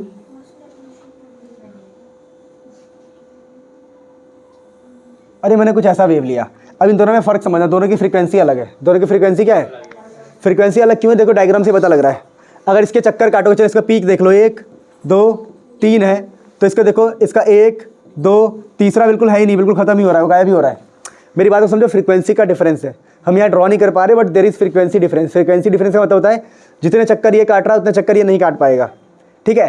अब फ्रीक्वेंसी डिफरेंस के कारण होगा क्या, जब ये सेम डायरेक्शन में जा रहे हैं, सेम स्पीड से जा रहे हैं, और फ्रीक्वेंसी डिफरेंस है, और दोनों को हमने मिला रहे हैं, सुपर इम्पोज करवा रहे हैं, सुपर पोजिशन करवा रहे हैं इनका। जब ये मिलेंगे ना, तो जहाँ जहाँ पर इनका प्लस प्लस टकराएगा वहाँ तो मैक्सिमम पैदा हो जाएगा। क्या पैदा हो जाएगा? मैक्सिमम। लेकिन ऐसी बहुत सारी जगह है जहाँ प्लस माइनस टकरा रहे हैं। तो देखो यहाँ पर प्लस प्लस ही टकरा रहे हैं ना ऑलमोस्ट, देखो मतलब नीचे वाले से टकरा रहे हैं, तो जुड़ने का काम हो रहा है। ऊपर वाले ऊपर से, तो जुड़ने का काम हो रहा है। तो देखो ये ऊपर से जुड़ गए, नीचे के भी जुड़ गए, तो कुछ एक मैक्सिमम सा मिल रहा है। क्या मिल रहा है यहाँ पर? यहाँ तो मुझे एक मैक्सिमम सा मिल रहा है पैटर्न। पर अगर इस पॉइंट पर जाऊँ तो ये कैंसिल कर रहे हैं एक दूसरे को, कैंसिल कर रहे हैं, तो यहाँ पर मुझे ब्रेक मिल गया। क्या मिल गया? अब आगे जाऊँगा, यहाँ भी ब्रेक मिल गया, दिख रहा है ये, तो ये मुझे ब्रेक सा मिल गया। पर ये दोनों दोबारा ब्रेक सा मिल गया। लेकिन आगे अगर वेव को और बढ़ाए, ठीक है, तो आगे हो सकता है चांस कि जुड़ रहे हो, क्या हो रहा हो, तो जब मैक्सिमम बन रहा हो, क्या बन रहा हो? मैक्सिमम। और साउंड कैंसिल भी कर रहे हो और आगे जुड़ भी रहे हो, फिर कैंसिल कर रहे होंगे, फिर जुड़ रहे होंगे, तो ये जो साउंड सुनाई देती है इसी को बोलते हैं हम बीट। क्या बोलते हैं? तो what is beat? Beat is loud sound. Beat is how the beat is formed when two waves of equal frequency, नहीं, slightly different frequency, when two wave of slightly different frequency having same speed, having same direction, superimpose each other, superimpose या meet each other या interfere with each other, then the loud sound is created, that sound is called beat। कोई दिक्कत तो नहीं है। अब मेरी बात को समझना कि भाई अब छोटी छोटी टर्म्स यूज़ होते हैं, छोटे छोटे टर्म्स। क्या क्या टर्म्स यूज़ होते हैं? एक होता है बीट फ्रीक्वेंसी। क्या होता है? Beat frequency. बीट फ्रीक्वेंसी क्या होता है, इस बात को समझना। तो देखो भाई, बीट फ्रीक्वेंसी का मतलब है कि भाई आपको कितने बीट सुनाई दे रहे हैं, कितने बीट। तो आप समझना, देखो ऐसा देखा गया है कि जितना बीट फ्रीक्वेंसी का फार्मूला क्या आता है कि जितने आपके फ्रीक्वेंसी में डिफरेंस था, आपने 2 वेव भेजा था ना, 2 वेव, इसको नंबर ऑफ बीट्स भी बोल सकते हो आप, ठीक है, नंबर ऑफ बीट्स भी बोल सकते हो, कोई दिक्कत नहीं है, ठीक है, नंबर ऑफ बीट्स। तो समझना इस बात को। तो अगर आपसे बोले कोई कितने नंबर ऑफ बीट्स है या बीट फ्रीक्वेंसी क्या है, तो आप बोलोगे देखो जितना हमने डिफरेंस पैदा किया होगा ना, उतने ही बीट हमें सुनाई देंगे। बात समझ पा रहे हो? मैंने कहा कि एक का फ्रीक्वेंसी था 40, कितना था, और दूसरे का फ्रीक्वेंसी है मान लो 32, तो कितने बीट आपको सुनाई देंगे? 8। तो नंबर ऑफ बीट भी कितने हो गए? 8। और फ्रीक्वेंसी भी कितनी होगी? Beat frequency 8। तो बीट फ्रीक्वेंसी कैसे निकालते हैं? By the help of frequency difference. Frequency, आपने 2 वेव भेजा था, दोनों की फ्रीक्वेंसी डिफरेंस निकाल लो, आपको क्या मिल जाएगा? क्या मिल जाएगा? बीट फ्रीक्वेंसी या नंबर ऑफ बीट्स। तो यहाँ तक बात खत्म नहीं होती है। अब इसका भी मैथमेटिकल या एनालिटिकल ट्रीटमेंट करना है, और इसके ऊपर क्वेश्चन करने बहुत खतरनाक, ठीक है। तो मैथमेटिकल ट्रीटमेंट कैसे किया जाता है? कहा जाता है कि मान लो भाई 2 वेव है, कहते हैं 2 वेव है, मान लो एक है ए साइन ओमेगा टी, एक A sine omega T, omega 1 T, frequency अलग होगा, दूसरे का वेव जो है वो है ए साइन ओमेगा 2 टी। ये 2 वेव है, ठीक है, सब कुछ सेम है, एम्पलीट्यूड सेम है, ऑलमोस्ट स्पीड ऑलमोस्ट मानते हैं हम सेम है, ठीक है, बस एंगुलर फ्रीक्वेंसी स्लाइटली डिफरेंट है। कितना है? बिल्कुल हल्का सा डिफरेंस है। तो हम बोलेंगे now according to superposition principle, according to superposition principle, according to superposition principle जो y नेट आएगा वो होगा y1 plus y2, y1 plus, अगर हम y1 प्लस y2 करते हैं, मेरी बात को समझ पा रहे हो, तो y1 प्लस y2 अगर मैं करूँ तो ये हो जाएगा a sine omega 1t plus a sine omega 2t। अब यहाँ से a दोबारा कॉमन आ जाएगा और खेल बड़ा आसान हो गया, sine omega 1t plus sine omega 2t। अब इसका फॉर्मूला आपको मैंने पीछे रटवा दिया था कि इस पूरे चैप्टर में यही यूज़ होगा बार बार, पता है ना आपको। तो दोबारा ये बन गया sine p plus sine q है, तो आंसर क्या आएगा इसका 2 साइन a प्लस b है ना। तो omega 1t plus omega 2t by 2 और कॉस का माइनस वाला हो जाएगा ना, omega t minus omega 2t by 2। ठीक है, तो ध्यान रखना ये वाला जो टर्म है, समझना ये वाला टर्म तो वेव के लिए होता है। देखो जब भी ओमेगा वाला जो टर्म समझाता हूँ, देखो ये हो गया 2a साइन को अलग रखो, बता रहा हूँ मैं क्या कर रहा हूँ, सुनना। इस कॉस वाले को इधर ला रहा हूँ, cos omega 1t minus omega 2t by 2, और ये जो साइन है ना, साइन इसको इधर कर दिया मैंने, omega 1t plus omega t2 by 2। मैंने आपको पीछे सिखाया कि जो फ्रीक्वेंसी का डिफरेंस होता है, फ्रीक्वेंसी का डिफरेंस वो बीट को रिप्रेजेंट करता है ना, बीट को किसको रिप्रेजेंट करता है, बीट को। तो ये वाला हमारा जो होगा ना, ये वाला, ये आपको बताने वाला है बीट का एम्पलीट्यूड। एक तरह से क्या बताने वाला है ये, मैं ऐसे लिख दे रहा हूँ इसको जनरल भाषा में कि ये बीट का एम्पलीट्यूड बताएगा आपको कि बीट कितना लाउड है और कितना लाउड नहीं है। और ये जो टर्म है ओमेगा 1 माइनस ओमेगा 2, ये होगा एंगुलर बीट फ्रीक्वेंसी। क्या होगा ये, एंगुलर बीट फ्रीक्वेंसी। कोई दिक्कत तो नहीं है? अरे यार ये बीट की मतलब कब लाउड, ये एम्पलीट्यूड होता है ना यार, साइन के बगल में या साइन या कॉस ओमेगा टी वाले के बगल में हमेशा क्या होगा, एम्पलीट्यूड। तो ये बीट एम्पलीट्यूड बता रहा है एक तरह से। और इस वाले को क्या बोलेंगे, बीट की फ्रीक्वेंसी बोलेंगे। ओमेगा 1 माइनस ओमेगा 2 क्या हो गया, एंगुलर बीट फ्रीक्वेंसी। और इसी को मैं लिख सकता हूँ f1 माइनस f2, तो ये सिर्फ कहलाएगा फ्रीक्वेंसी। एंगल हटा दिया ना एंगल, तो ये कहलाएगा बीट फ्रीक्वेंसी। क्या कहलाएगा, बीट फ्रीक्वेंसी। तो यहाँ पर हमने बीट की सारी बातें कर ली। क्या ये डेरिवेशन तुम्हारे लिए मुश्किल था? वैसे आने का चांस है तो आ जाए तो बढ़िया है, ना आए तो कोई दिक्कत ही नहीं है। वैसे जो बच्चा वो 2 फार्मूला याद कर लेगा और ये याद कर लेगा कि भाई कब कौन सा हमें इस्तेमाल करना है, तो खेल खत्म हो जाएगा, कोई बहुत बड़ी बात नहीं है। अब मेरी बात को सुनो, इस चैप्टर के मोटे बिल्कुल मेजर पार्ट खत्म हो गए। अगर एक क्वेश्चन बन के आता है एग्जाम में और जो मुझे तंग कर रहा है, जो मैं बता दूं तुम्हें कि स्टैंडिंग वेव के लिए एनालिटिकल ट्रीटमेंट करो, स्टैंडिंग वेव के लिए एनालिटिकल ट्रीटमेंट करो, तो आप क्या मान लोगे, एक वेव गया, दूसरा आया और स्टैंडिंग वेव बन गया। तो पहला वेव क्या होगा, y is equal to a sine omega T minus K X, लौट के आएगा तो minus a sine omega T plus K X. उन दोनों को जोड़ना, आंसर निकालना और टीचर को दे देना उसके हाथ में। फ्रीक्वेंसी बोलता है निकालने के लिए तो फ्रीक्वेंसी निकालो, फ्रीक्वेंसी नहीं बोलता, वो बोलता है कि नोड एंटी नोड निकालो, तो आप डायग्राम बना के उसको समझाओगे कि नोड यहाँ पर है, एंटी नोड यहाँ पर है। तो ये क्वेश्चन प्लीज़ संभाल लेना, करके आना। अब इसका लास्ट टॉपिक क्या है, इस चैप्टर का बीट वो हमने कर लिया। अब इसके ऊपर न्यूमेरिकल है जो मैं आपको करवा रहा हूँ, जो बहुत इंपॉर्टेंट है।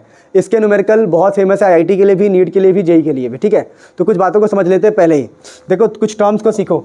अच्छा, बीट का एप्लीकेशन पढ़ रहे हैं हम, एप्लीकेशन, बीट का एप्लीकेशन पढ़ रहे हैं हम। देखो तो हमें ये पता लग गया कि अगर 2 वेव है, मैंने कहा कि मान लो एक ट्यूनिंग फॉर्क जानते हो, इसे टच करोगे तो ये वाइब्रेट होगा, इससे फ्रीक्वेंसी निकलती, क्या निकलती है। तो हमने बोला कि मान लो इसकी फ्रीक्वेंसी है 40, कितनी है 40, और दूसरा यहाँ पर रखा हुआ है, इसकी फ्रीक्वेंसी है मान लो 42, कितनी फ्रीक्वेंसी। अब इन दोनों को मैं बजा दूँ, इसको भी बजा दूँ और इसको भी बजा दूँ, तो तुम्हें कितने बीट सुनाई देंगे, 2 बीट सुनाई देंगे ना आपको, क्योंकि फ्रीक्वेंसी का डिफरेंस कितना है, 2। अगर मैं आपसे बोलूँ कि इसका एक छोटी सी बात और सुन लो, हम कितने बीट सुन सकते हैं, एक सेकंड में, सिर्फ 5 बीट। क्यों? क्योंकि हमारे कान की प्रॉपर्टी ऐसी है, इसको बोलते हैं परसिस्टेंस ऑफ हियरिंग। क्या बोलते हैं, परसिस्टेंस ऑफ हियरिंग। जैसे हम बहुत तेज चीज़ों को देख नहीं पाते, बहुत तेज, जैसे पंखा चलता है तो हमें पंखा चलता हुआ दिखाई देता है कि पंखे की ब्लेड है ना हर जगह है, पंखे की ब्लेड हर जगह है, क्योंकि आंखों में इमेज बनी रहती है। जैसे सुन मेरी बात, पंखा चल रहा है पर तुम्हें लगेगा ब्लेड हर जगह, ब्लेड। रीज़न क्या है, हमारी आंखों में जब इमेज बनती है ना, तो दिमाग उसको कैप्चर करके रखता है 1/18 सेकेंड तक, जितना मुझे याद है 1/18 सेकेंड तक इमेज बनी रहती है आंखों तक। तो पंखा उतने सेकंड में तो आगे बढ़ जाता है, पर इमेज वहीं रहती है दिमाग के पास, फिर वो आगे बढ़ जाता है, इमेज वहीं रहती है दिमाग के पास। नहीं, दिमाग जब कोई चीज़ देखता है ना, तो आंखों में सजा के रखता है कि थोड़ी देर तक, जिसकी वजह से हमें जो पंखा है वो हर जगह, पंखड़ी हर जगह दिखाई देती है। वैसे कान के साथ भी होता है, परसिस्टेंस ऑफ हियरिंग बोलते हैं। क्या बोलते हैं? उसमें क्या होता है कि आपने कोई चीज़ सुना तो दिमाग उसको रखता है थोड़ी देर के लिए, और जब वो दिमाग से हट जाएगा तब दूसरी बात आप सुन पाते हो। तो जैसे बीट जैसी बना, दिमाग ने रखा उसको थोड़ी देर के लिए, फिर अगला बीट हम सुन पाएंगे, फिर वो दिमाग में रखेगा, फिर वो छोड़ेगा उस बीट को, फिर अगला वाला हम सुन पाएंगे। तो ऐसे हमने काउंट किया तो एक सेकंड में हम सिर्फ कितने सुन पाते हैं? 5। बात समझ पा रहे हो? 1 सेकंड में हम 5 बीट ही सुन पाते हैं due to persistence of hearing. ये एक नेचुरल कारण है। कैसा कारण है? ठीक है।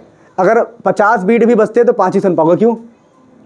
क्योंकि भाई 5 की ध्वनि हमारी कान में आ सकती है ना। तो ये छोटी बात ध्यान रखना। अच्छा सुनो, अब मेरी बात को सुनो। तो ये जो चीज़ है ना, ये बड़ा मस्त हो गया, ये जो काम है बड़ा मस्त हो गया। कैसे? मैंने रखा एक ऐसा चीज़ जिसके मुझे फ्रीक्वेंसी नहीं पता, मैंने नया इसको दुकान में बनाया है, लैब में बनाया है, इसको मुझे बेचना है, पर मुझे पता नहीं कि फ्रीक्वेंसी कितनी है इसकी। तो मैं एक चीज़ लेके आया जिसकी फ्रीक्वेंसी मुझे पता थी। इसकी फ्रीक्वेंसी थी 440। कितनी थी? और मैंने इन दोनों को बजा दिया साथ में, तो मुझे 3 बीट सुनाई दी। कितनी सुनाई दी? तो इसकी फ्रीक्वेंसी क्या होगी? 443। गलत। ये भी तो हो सकता है ना, 4 कितना हो सकता है? 437। ये भी हो सकता है, ये भी हो सकता है। दोनों में से कोई भी आंसर होगा, लेकिन उसको पता लग गया कि इनमें से एक तो आंसर है। तो हम बताओ बीट का फिनोमेना कहाँ इस्तेमाल करेंगे? ट्यूनिंग करने में। क्या करने में? जब हम गिटार को भी ऐसे ट्यून करते हैं, ठीक है। जब गिटार को और दूसरे गिटार के साथ मैच करोगे तो बीट सुनाई देता है। 3 बीट सुनाई दिया तो हम समझ जाएंगे कि अच्छा फ्रीक्वेंसी का डिफरेंस 3 का है। तो उसको थोड़ा टाइट करेंगे, ये करेंगे, है ना, ऐसे करेंगे तो काम हो जाएगा। बात समझ पा रहे हो? यानी कुल मिला के मैं क्या समझा रहा हूँ कि बीट का एप्लीकेशन क्या है? किसी भी डिवाइस को हम ट्यून कर सकते हैं या किसी भी डिवाइस की फ्रीक्वेंसी को पता कर सकते हैं। किसकी हेल्प से? बीट को सुन के। जैसे 4 बीट सुनाई दिए तो समझ जाऊँगा 4 ऊपर होगा या तो 4 नीचे होगा। अब यही क्वेश्चन आता है, वो बोलेगा कि भाई अब चलो क्वेश्चन तो अभी हम देखेंगे उससे CBSE के बुक से। पहले एक छोटी छोटी बात सुनो। एक होता है वैक्सिंग। क्या होता है? वैक्सिंग का मतलब क्या होता है कि आप क्या करते हो, आप ना इसके ऊपर मोम लगा दो। क्या लगा दो? मोम। उससे क्या होगा? भारी हो जाएगा। भारी होने से क्या होगा? फ्रीक्वेंसी इसकी कम हो जाएगी। पता है ना बात? तो एक होता है फाइलिंग। क्या होता है? आप इसको ब्लेड से खींच दोगे। ब्लेड से खींचने से क्या होगा? ये ब्लेड के खींचने से क्या जाएगा? ये हल्का हो जाएगा, फिर भी फ्रीक्वेंसी चेंज हो जाएगी। तो देखो वैक्सिंग और फाइलिंग, या फाइलिंग को ही आप टेंशन भी बोल सकते हो। टेंशन को इंक्रीज या डिक्रीज करना भी फाइलिंग हो जाता है, ठीक है।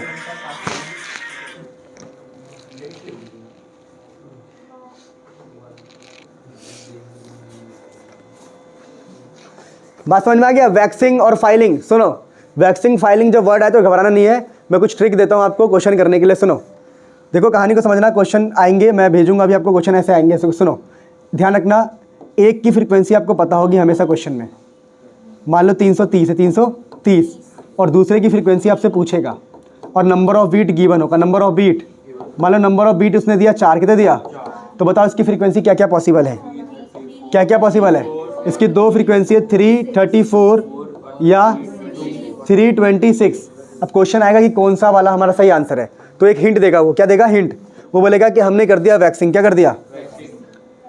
तो एक और हमने कर दिया फाइलिंग। क्या कर दिया?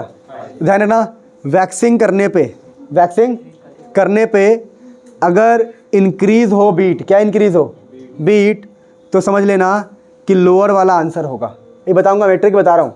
और उल्टा इसका, वैक्सिंग करने पर डिक्रीज हो बीट तो हायर वाला आंसर होगा, और वैक्सिंग करने पर सेम रहे तब भी हायर वाला आंसर होगा।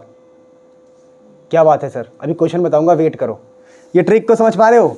वैक्सिंग करने पर इंक्रीज हो बीट तो लोअर वाला आंसर होगा, वैक्सिंग करने पर डिक्रीज हो तो हायर वाला आंसर होगा, और वैक्सिंग करने पर कुछ भी ना हो तो हायर वाला आंसर होगा। दोबारा, फाइलिंग करने पर इंक्रीज हो तो हायर वाला आंसर होगा। इसका उल्टा लिख रहा, देखो, फाइलिंग करने पर इंक्रीज हो तो हायर आंसर होगा, फाइलिंग करने पर डिक्रीज हो तो लोअर आंसर होगा, और फाइलिंग करने पर सेम रहे तो लोअर आंसर हो।